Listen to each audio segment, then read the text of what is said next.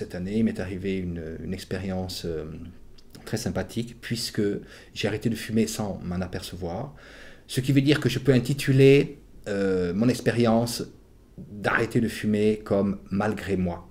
Donc je n'ai défini ni de date, ni parlé à mes amis, ni je n'ai jeté tous mes paquets de cigarettes, ni les cendriers, ni j'évite les bars ou les endroits fumeurs, puisqu'aujourd'hui ça ne me fait plus rien du tout. C'est comme si j'avais jamais fumé. Et ceci après 33 ans de fumée intensive, 1, 2, voire même plus de paquets par jour.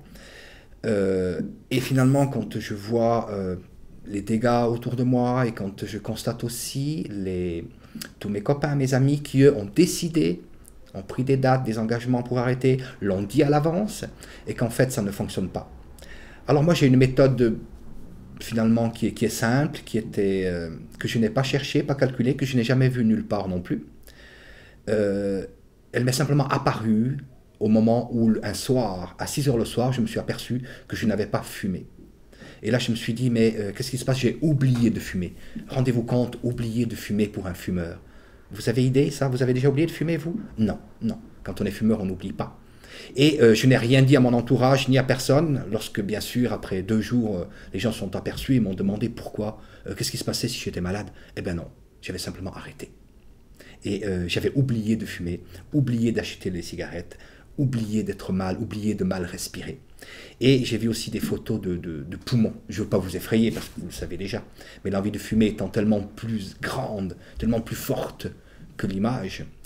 Et je préférais aujourd'hui retrouver un poumon couleur peau de bébé rose plutôt que la couleur de votre peau d'échappement de votre voiture. Parce que c'est ce à quoi il ressemble actuellement, le vôtre et peut-être le mien aussi.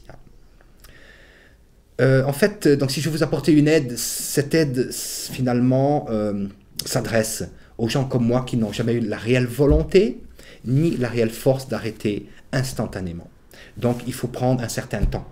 Il faut vous dire, vous convaincre que vous allez arrêter.